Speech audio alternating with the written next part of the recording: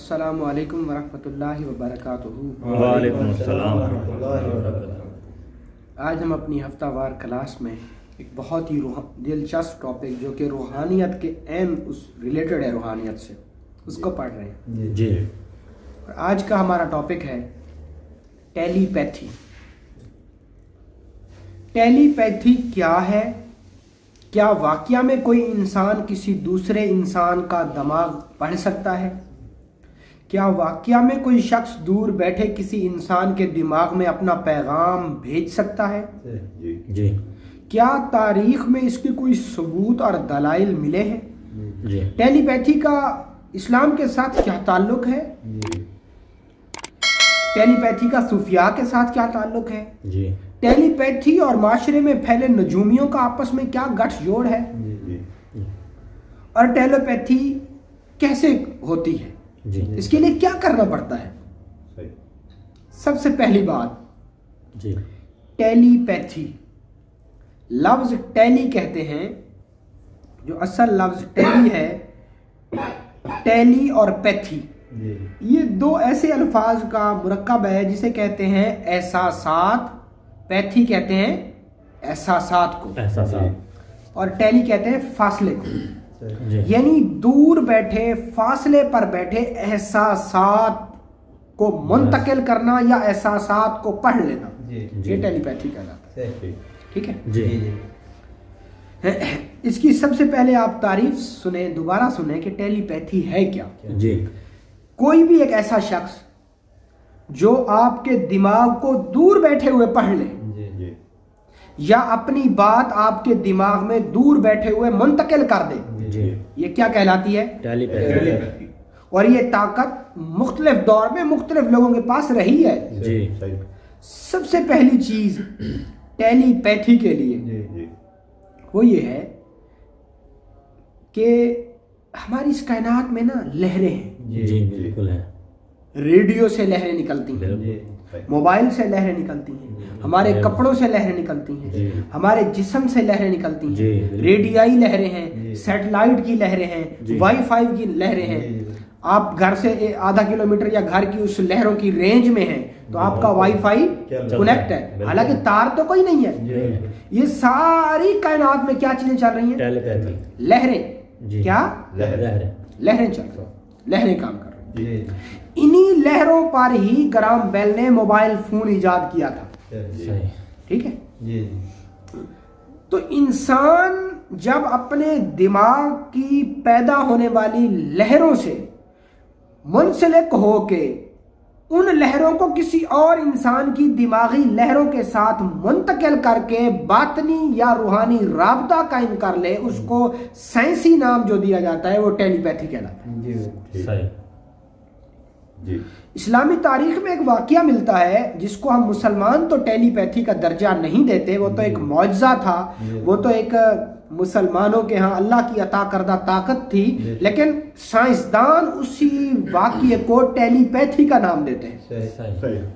جنگ ہو رہی ہے مدینہ سے سینکڑوں کلومیٹر دور، اور خلیفہ دوم حضرت عمر فاروق رضی اللہ تعالیٰ وہ بیٹھے خطبہ دے رہے ہیں، اور خطبہ بھی جمعے کا دے رہے ہیں۔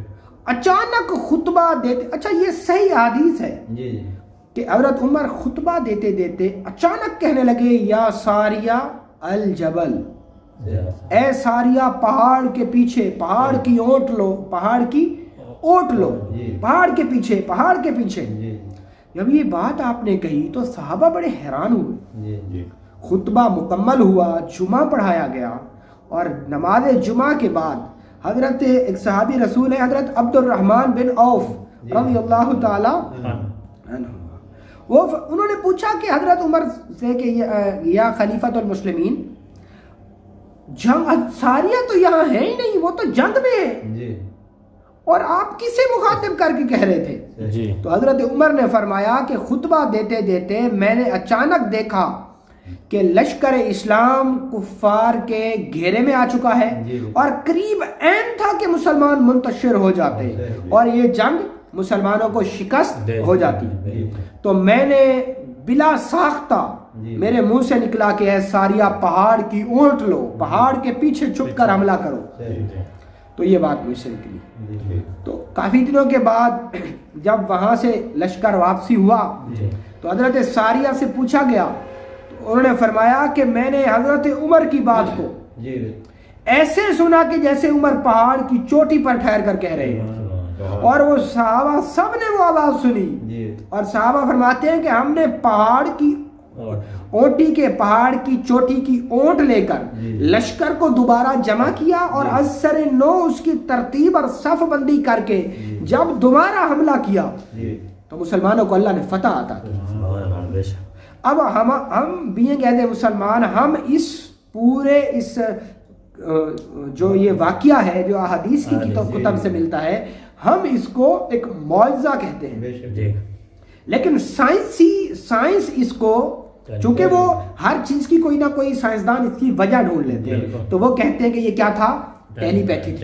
کیا تھی؟ ٹیلی پیتھی تھی. اسی طریقے سے اللہ نے نا اہل ایمان کو کچھ طاقتیں دی ہوتی ہیں، کچھ طاقتیں دی ہوتی ہیں، تو ان طاقتوں کے ذریعے یہ کام ہوتے ہیں اور اللہ کے اختیار سے ہی یہ ہو رہے ہوتے ہیں. لیکن سائنس اس کو ٹیلی پیتھی کا رنگ دے رہی ہے. اور اب باقاعدہ طور پر اسی نظریے کو لے کے لوگ اس پر کام بھی کر رہے ہیں.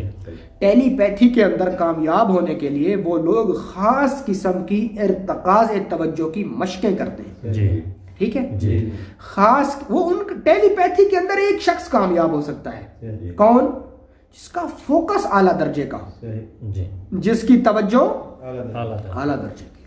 آپ ہمالیہ کے اندر، ہندوستان کی سرزمین پر ہمالیہ جو پہاڑوں کی پربت ہے، بڑے بڑے اونچے پہاڑ ہیں، وہاں پر جا کر دیکھیں تو آج بھی بڑے بڑے ہٹھ یوگی اسی توجہ کو بنانے کے لیے سال خرچ کر دیتے ہیں. جب ہم اپنے پورے دماغ کی توجہ ایک نقطے پر مرکوز کر لیں گے، جب ہم اپنے پورے دماغ کا فوکس اور توجہ ایک نقطے پر قائم کر لیں گے، پھر کیا ہوگا کہ ہمارے تمام تر دماغ کی ارجا ایک جگہ پر منتقل ہو جائے گی، اور ہم جب بھی کسی شخص کا نام لیں گے تو ہمارے جو لہریں ہیں ہمارے دماغ کی وہ اس شخص سے کنیکٹ ہو جائیں گے. دنیا کے اندر بے تحاشا علوم پائے گئے ہیں، ٹیلیپیتھی، میسمرزم، ہیپنوٹزم، مائنڈ ریڈنگ، اسی طریقے سے ٹیلی پورٹیشن، ٹائم ٹریول، اور بہت ساری ایسی چیزیں ہیں جو کہ تصوراتی طور پہ کام کرتی ہیں. ٹھیک ہے، تو ان میں ایک علم ٹیلی پیتھی کا بھی ہے. انسان کے پورے وجود کو جو چیز کنٹرول کر رہی ہے وہ اس کا دماغ. ٹھیک ہے، اور جب ہم اپنے دماغ کو کسی ایک جگہ پر ارتکاز توجہ کرتے ہیں، ایک جگہ پر فوکس کرتے ہیں، تو ہمارے دماغ سے ایسی لہریں بننا شروع ہوتی ہیں کہ وہ لہریں جیسے ہی کسی دوسرے شخص سے کنیکٹ ہوتی ہیں تو ہمارے برین کا ان لہروں سے رابطہ ہو جاتا ہے، اور پھر بآسانی آپ کسی بھی شخص کے دماغ کو پڑھ سکتے ہیں. وہ کیا کھا کے آیا ہے، اس کے پاس کتنے پیسے ہیں، اس کی ساری ہسٹری کو آپ پڑھ لیں گے. ٹھیک ہے، اچھا اسی چیز کو ہمارے مسلمانوں نے بھی کیا. کس شکل میں؟ مراقبے کی شکل.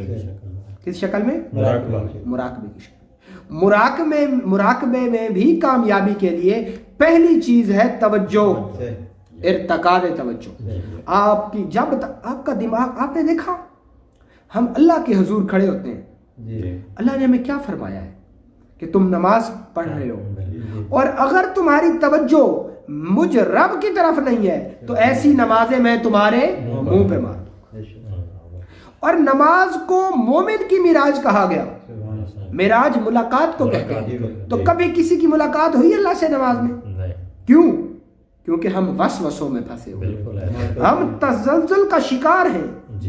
انہی وسوسوں سے بچنے کے لیے تو اللہ نے اتنی بڑی وعید سنائی کہ اس کی نماز باطل ہو جائے گی اگر اس کے دماغ میں رب کے سوا کوئی اور ہوا.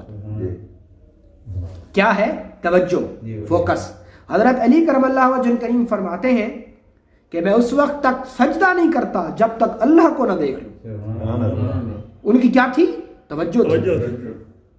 ان کا مراقبہ کھلا ہوا تھا۔ مراقبہ ایک ایسی چیز ہے جو تمہارے اندر کے داخلی راستوں سے تمہیں رب تک پہنچا سکتا ہے، یا رب تک پہنچانے کا ایک خفیہ راستہ ہے، ٹھیک ہے۔ رسول کریم صلی اللہ علیہ وسلم کی حدیث پاک ہے کہ اعمال کا دار و مدار نیتوں پر۔ مجھے تمہارے کسی عمل کی ضرورت ہی نہیں ہے جب تک تمہاری نیت احسن نہ ہو، تمہاری نیت اچھی نہ ہو۔ مانا کہ اسلام ہمارے بظاہر لبادے کو تو کہیں لے ہی نہیں رہا، اسے ہمارا باطن چاہیے، باطنی چیز چاہیے، اور باطنی ارجا، باطنی توجہ ہی ٹیلی پیتھی کے اندر انسان کو کامیاب کر سکتی ہے، اور سائنس بھی اسی کو یہ رنگ دے رہی ہے۔ اور میں بھی اور ہم مسلمان بھی یہی عقیدہ رکھتے ہیں کہ اگر ہم لوگ اپنی نماز کے اندر توجہ بنا لیں تو واقعہ میں آج بھی ہم اللہ سے ملاقات کر سکتے ہیں، کیونکہ نماز تو ہمیں اللہ سے ملاقات کا ذریعہ بتایا گیا، نماز تو ہمیں دی ہی اسی وجہ سے گئی کہ تم ہر وقت اللہ سے رابطے میں رہو، ٹھیک ہے۔ تو ہمارا رابطہ کیوں نہیں ہو رہا؟ کیونکہ ہماری توجہ ایک جگہ نہیں ہے۔ اور حضور کریم صلی اللہ علیہ وسلم کی بھی حدیث ہے کہ تمہارے کسی عمل کی کوئی ویلیو نہیں ہے اگر اس میں تمہاری نیت خالصتاً اللہ کی نہیں تھی، تمہاری سوچ۔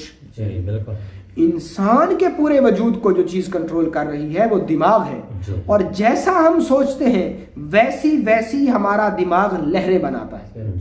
اللہ نے خود فرمایا کہ جب کوئی شخص جیسا گمان کرتا ہے نا، ہم اس کے ساتھ ویسا کر دیتے ہیں۔ اسی چیز کو سائنس اپنے نقطہ نظر میں مان کر اسی چیز کو ٹیلی پیتھی کہہ رہی ہے، جو چیز آج سے ہزاروں سال پہلے ہمارے آقا و مولا حضرت محمد مصطفیٰ صلی اللہ علیہ وسلم نے ہمیں بتائی، ہمارے دین اسلام نے ہمیں سمجھائی کہ ہمارا ظاہر اور باطن ایک ہو، اور جس دن یہ توجہ پوری بن گئی اس دن ہمارا رب سے ملاقات ہو گئی، ٹھیک ہے۔ اچھا، اس کے علاوہ کچھ ہمالیہ کی پربتوں میں جو ہٹھ یوگی ہیں وہ بھی اس کے ماہر ہوتے ہیں، وہ اپنی توجہ کو ایک خاص انداز میں اس طریقے سے تیار کرتے ہیں کہ وہ بآسانی کسی بھی شخص کا دماغ پڑھ لیتے ہیں، دور بیٹھے ہوئے کسی سے بھی رابطہ کر لیتے ہیں، ٹھیک ہے۔ اسی طریقے سے کچھ جادوگر لوگ شیاطینی دنیاوں سے، شیطان سے خاص معاہدے طے کر کے بھی یہ قوت حاصل کر لیتے ہیں۔ کچھ نجومی بھی ایسے ہیں جو کہ شیاطینی دنیا سے، ایلومیناتی دنیا سے، یعنی فری مینسن سے، یا ایسی خفیہ تنظیموں سے جو جادو سکھا رہی ہیں، جو جادو سے انسان کو شیاطینی دنیا سے جوڑ رہی ہیں، ان دنیا سے یہ تعلق کر کے کچھ نجومی بھی خود کو اس قابل کر لیتے ہیں کہ وہ انسان کے دماغ کو پڑھ لیتے ہیں۔ اور کچھ لوگ جنات کی مدد سے بھی بآسانی طور پہ کسی بھی شخص کے دماغ کو پڑھ سکتے، وہ کیا سوچ رہا ہے، اس کو کیا بیماری ہے، وہ کیا کھا کے آیا ہے، کیونکہ جنات کا وجود کیا ہے؟ لہروں پر کیا ہے؟ وہ لہریں جب ان لہروں سے میچ ہوتی ہیں وہ اندر کی ساری ماہیت کو ماپ کے عامل کو بتا دیتی ہیں، اور عامل خود کو خدا سمجھ لیتا ہے، ٹھیک ہے۔ تو یہ سارا چکر انہی لہروں کا ہے، اب ہم آگے چلتے ہیں۔ کچھ ماہر نفسیات ڈاکٹر حضرات بھی ایسے ہیں جو کہ نفسیات دان ہیں، وہ بھی یہ علم ان کے پاس بھی ہے کہ آپ ان کے پاس جائیں گے وہ آپ کا نام بھی آپ کو بتا دیں گے، آپ کیا کھا کے آئے ہیں یہ بھی آپ کو بتا دیں گے۔ تو یہ کس طریقے سے کام کر رہے ہوتے ہیں؟ ٹیلی پیتھی۔ اچھا، اسی کے ساتھ کچھ ہمارے اولیاء اللہ صوفیاء کے پاس بھی یہ طاقت رہی ہے، ہمارے صوفیاء کے پاس بھی یہ طاقت رہی ہے، صحابہ اور آل محمد اور اہل بیت کے پاس بھی یہ طاقت رہی ہے۔ اچھا، انہوں نے کوئی میڈیٹیشنیں نہیں کی، ان کو اللہ نے اپنی طرف سے، ہم تو اس کو ٹیلی پیتھی مانتے ہی نہیں، ہم تو اس کو معجزہ خدا مانتے ہیں، ہم تو وہ خاص تجلیات الہی مانتے ہیں جو کہ خاص اللہ کی طرف سے تھی اور خاص اللہ والوں کے لیے تھی، لیکن سائنس اس کو کیا رنگ دے رہی؟ ٹیلی پیتھی کا، اور وہ ان پریکٹسوں کے بعد خود کو کسی حد تک اس قابل کر لینے میں کامیاب بھی ہوئے، ٹھیک ہے، کہ وہ بآسانی طور پر کسی بھی شخص کو پڑھ سکتے ہیں، اس کے دماغ کو پڑھ سکتے ہیں۔ اسی طریقے سے میں آپ کو بتاؤں، جو سمندروں میں بڑی بڑی وہیل مچھلیاں رہتی ہیں وہ کیسے ایک دوسرے کے ساتھ رابطہ کرتی ہیں؟ وہ جب چلتی ہیں تو ان کے جسم سے لہریں اٹھتی ہیں. صحیح. ٹھیک ہے جی. آپ نے دیکھا ہے مچھلی کی جو چال ہے وہ سرسراہٹ. ایسے ایسے بالکل. آپ کو بتاؤں سب سے زیادہ کون سے جانوروں سے لہریں پیدا ہوتی ہیں؟ سب سے زیادہ لہریں ہیں جو چمگادڑ سے پیدا ہوتی ہیں. چمگادڑ. چمگادڑ اندھا ہے جی. رات کو اٹھتا ہے. رات کو اٹھتا ہے. کیسے اٹھتا ہے؟ اپنے جسم سے لہریں پھینکتا ہے اور وہ لہریں سامنے والے جسم سے ٹکرا کے ریفلیکٹ ہو کے جب اس کے جسم پر پڑتی ہیں تو اسے ود ان سیکنڈ پتہ چل جاتا ہے کہ سامنے کوئی چیز آ رہی ہے اور اتنی جلدی یہ خود کو موڑ لیتا ہے. حالانکہ غاروں میں رہتا ہے, گفاؤں میں بند چیزوں میں رہتا ہے. بالکل. سب سے زیادہ یہ لہریں چمگادڑ سے پیدا ہوتی ہیں. اس کے بعد سب سے زیادہ لہریں سانپ میں پیدا ہوتی ہیں. سانپ بھی انسان کی سرسراہٹ اور قدموں کی آہٹ کو سن کے چھپ جاتا ہے, اسے احساس ہو جاتا ہے. اور آپ نے اکثر دیکھا ہوگا, اور یاد رکھنا جن جانوروں سے یہ لہریں پیدا ہوں گی ان میں پھرتی بہت زیادہ ہوگی. ان میں پھرتی بہت زیادہ. سانپ کے اندر بھی یہ چیز پیدا ہوتی ہے. سانپ کے اندر سے بھی لہریں, اور سانپ آئی کانٹیکٹ بھی کرتا ہے. آپ سانپ ایسے نکلا, آپ اس کو آنکھوں میں آنکھیں ڈال کے اس کو ہیپنزم کرو, اس کے اندر انرجی داخل کرو تو سانپ ایسے بیٹھ جائے. اور آپ مووی میں دیکھا کریں کہ سپیرا بین بجاتے ہوئے اس کی آنکھوں میں آنکھیں ڈال کے دیکھ رہا ہوتا ہے اور پھر اس کو اٹھا لیتا ہے. تو یہ کیا ہوتا ہے؟ وہ اپنی ریز اس کے. اور ٹیلی پیتھی کی بہت ساری بکس میں یہ مثالیں دی ہوئی ہیں. سمندر کے اندر جو بڑی ڈالفن ہے, وہیل ہے, وہ ایک مچھلی دوسری مچھلی سے کیسے رابطہ کرتی ہے؟ وہ لہریں چھوڑتی ہیں. وہ بڑی بڑی لہروں کو پیدا کر کے چھوڑتی ہیں, اور وہ الیکٹرسٹی کی شکل میں وہ لہریں جب سمندر میں بہت تیزی کے ساتھ جاتی ہیں تو وہ لہریں دوسری مچھلی آپس میں ایکسپٹ کر کے پھر وہ ایک دوسرے سے رابطہ کرتی ہیں. جنگلات میں گم ہو جانے والے ہاتھی بھی ایسے ہی ایک دوسرے سے رابطہ کرتے ہیں. سمجھ آ رہی ہے؟ اچھا میں آپ کو ایک بات بتاتا ہوں. میرے پاس ایک شخص آیا جی کہ میں رات کو سوتا ہوں اور بلب لگا ہوتا ہے, چھت کے اندر بلب لگا ہوتا ہے, تو میں رات کو سوتے سوتے اسی بلب کو دیکھتا رہتا ہوں. اس بلب کو دیکھتے اور ٹک ٹکی باندھ کے دیکھتا رہتا ہوں. دیکھتے دیکھتے دیکھتے سو جاتا ہوں. ایک دن وہ وقت آیا, کہتا ہے میں نے اپنی آنکھوں سے پلک جھپکائی اور بلب ٹوٹ کے گر گیا. میں نے کہا یہ محض اتفاق ہے. پھر دل نے نہیں بیٹھنے دیا, بازار گیا, دوسرا بلب لے آیا اور وہاں لگایا, آنکھیں دیکھ کے چپکی, بلب پھر ٹوٹ کے نیچے گر گیا. وہ کیا تھا؟ ارتکاز توجہ. ارتکاز توجہ سے دنیا کا آپ ہر کام کر سکتے ہو. توجہ تو ایک ایسی چیز ہے, اگر توجہ نہیں ہے تیری نماز نہیں ہے, تیری توجہ نہیں ہے تیرا دین ہی نہیں ہے, تیری توجہ رب کی طرف نہیں ہے, تیرے نیک اعمال کی کوئی ویلیو ہی نہیں ہے.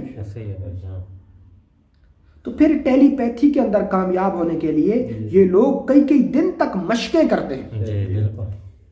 کینڈل جلا کے, موم بتی جلا کے اس کی آگ میں دیکھتے دیکھتے دیکھتے دیکھتے دیکھتے دیکھتے ایسے ٹک ٹکی باندھ کے آنکھیں پھاڑ پھاڑ کے دیکھتے رہیں گے تو اس میں توجہ بنے گی ان کی.